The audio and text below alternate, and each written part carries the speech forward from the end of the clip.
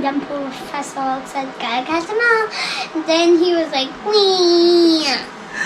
That's so silly. Can you draw the 5 counters now, baby? Yes. For one for each orange. Trees. Jam, there's blackberry jam on your food. Good job coming to sit down.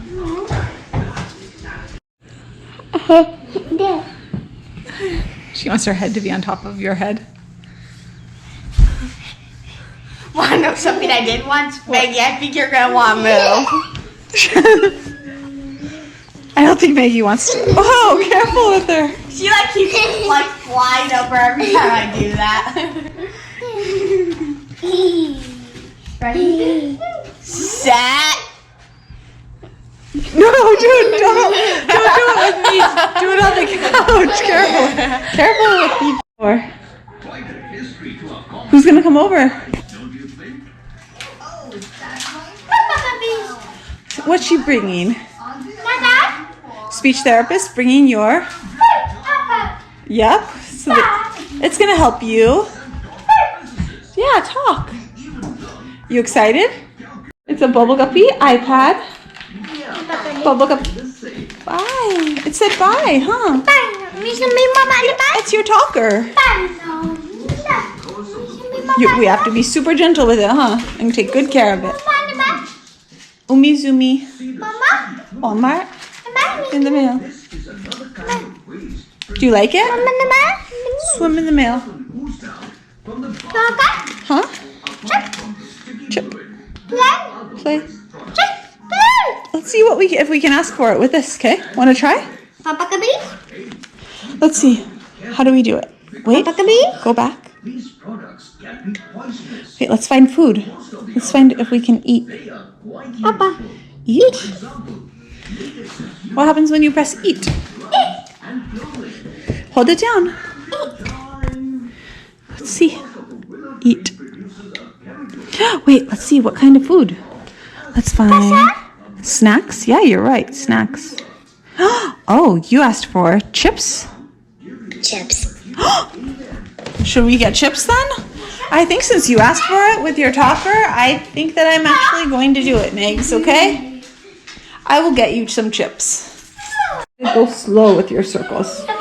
Yep, good. Yep, good job. Go slow. Go nice and slow. Don't go fast. Slow. Trace the circles nice and slow. As I know some of you have noticed because you mentioned it in the comments section, Maggie has received an AAC device. It's not permanently hers at this point, and it will be going back in about 3 weeks. It's a test device to see whether or not it helps her communicate, and if we can prove via her speech therapist that it does help her communicate to the insurance company, then they will approve it, and then she will get her own to use as a communication method. So obviously we're all really hoping that we are able to prove thoroughly enough that the insurance company approves it. It has been pretty amazing.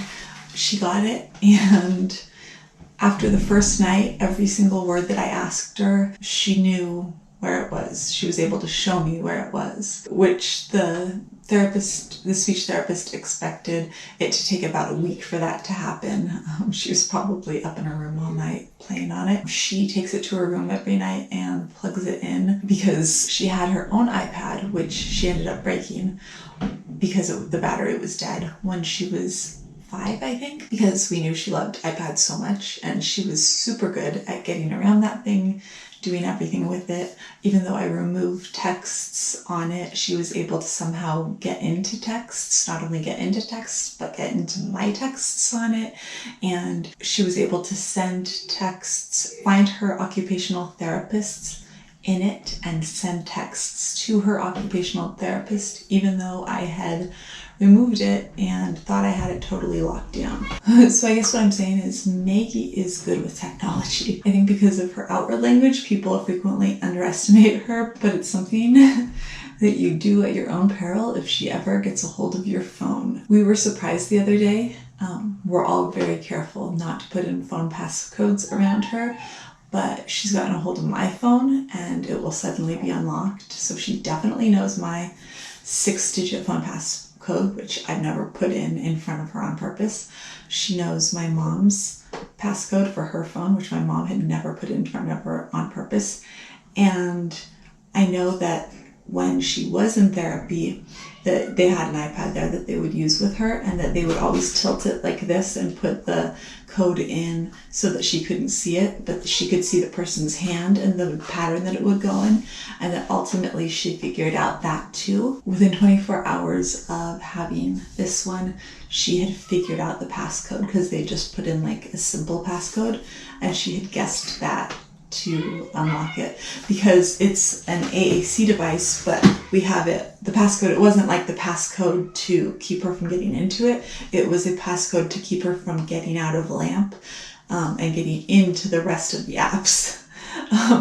So because we have it locked down, so now it is still locked down so that she can only use it as an AAC device, because we want her just using it as an AAC device and not using it as an iPad.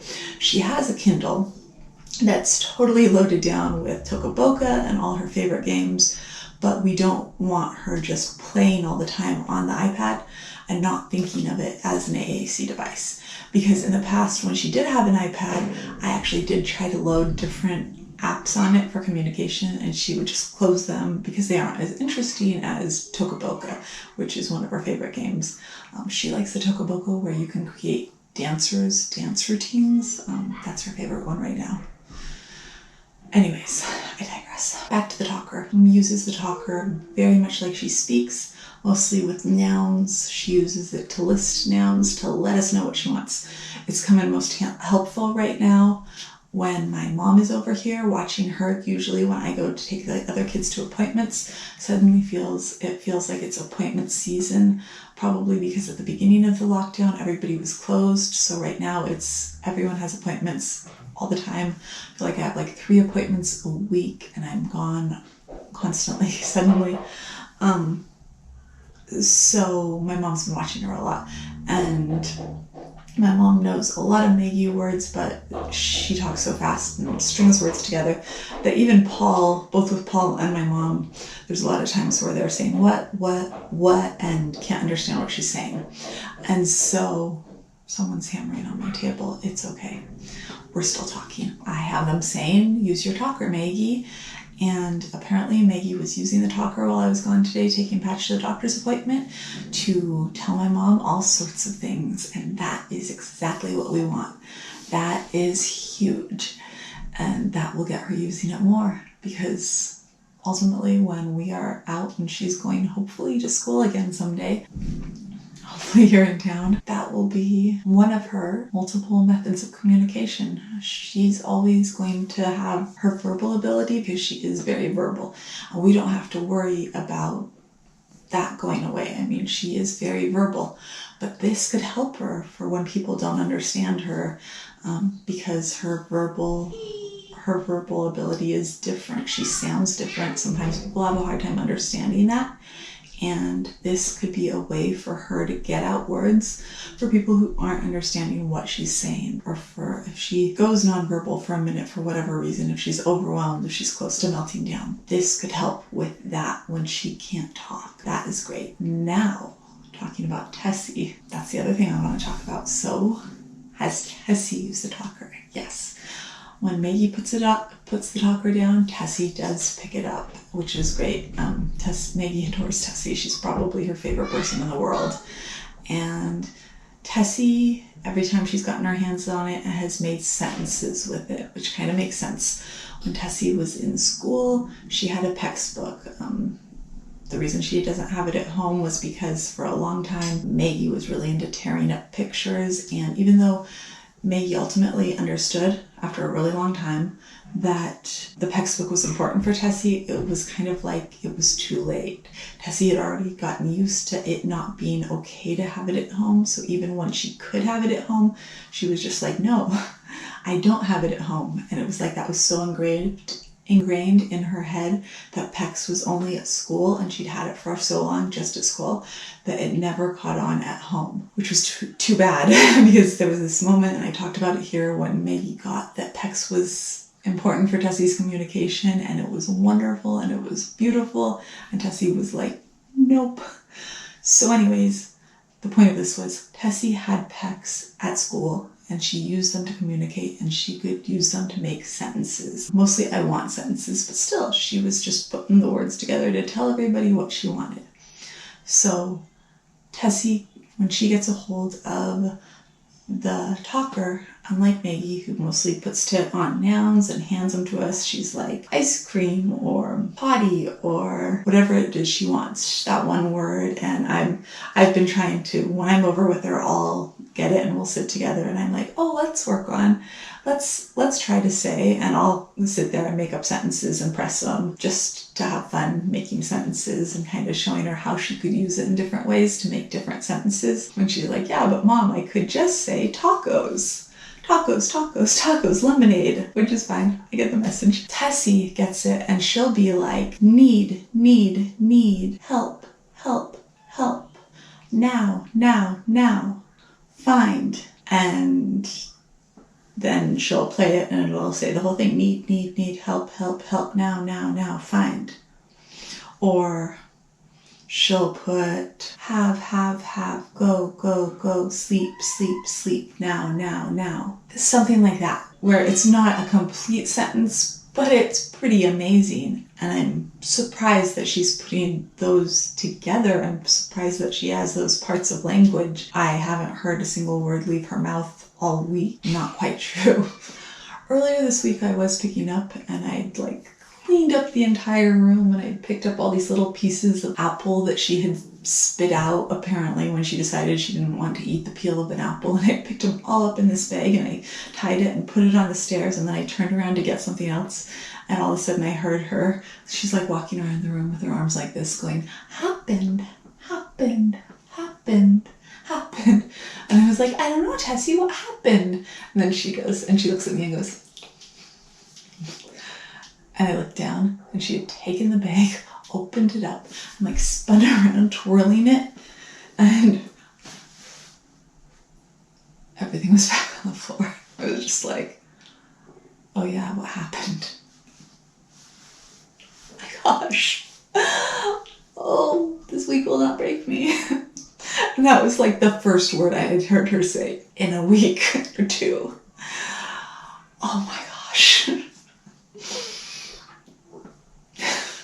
And then I see, it's being able to almost see some of her thoughts or pieces of her thoughts on the talker, and they're basically sentences with all these different parts of speech and it's probably one of the things that's weirdest for me is, so for me, this is kind of random, kind of off on a tangent, but so those tests I have, I don't know, not really tests, but on Facebook where it shows whether or not you see in pictures at all, and it's a black square and then a square with a faint star, and it gets darker and darker till it's a red star or something like that, and it's which of these do you see when you picture this star?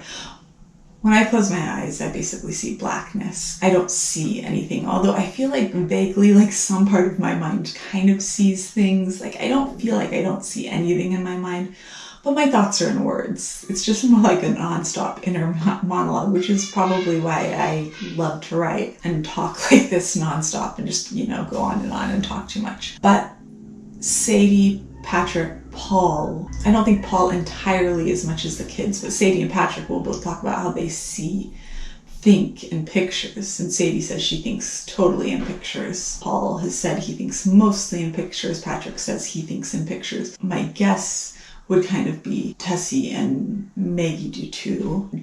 And maybe that's part of why they are less verbal or were less verbal. Again, that's just a guess. I guess it's all kind of how I feel the AAC device and what Tessie puts in kind of gives us a glimpse into her thoughts. And her saying happened after she's twirled around and dumped a bag of apple peels on the ground. It was a bit of insight into her sense of humor. Anyways, that is it for today, I guess. It'll be interesting to see what it's like with this AAC device. I also definitely want to get Tessie one. There's talk with the speech therapists, because obviously Tessie actually used to have the same speech therapist as Maggie, but she got kicked out when we took her out of ABA because there's this weird thing that she has to be 5 to have stayed in that program without ABA, whereas Maggie, she's not in ABA, but she's over 5, so she could stay in the program. Yes, that does make me angry, but... So Patrick and Maggie's speech therapist at school was talking about they want to figure out how it's possible to get Tessie one, and she wants to talk with Tessie's speech therapist at school about that, if it's at all possible. No matter what, I want to figure out how to get Tessie one because obviously that's life-changing. Gosh, I talked for 16 minutes. I'm sure that'll cut way down though. Anyways, that is a lot. So that's it for today. If you like this video, I'd love it if you give it a thumbs up. And if you're interested in all things autism, we'd love it if you'd hit subscribe. And I'll see you tomorrow. Bye.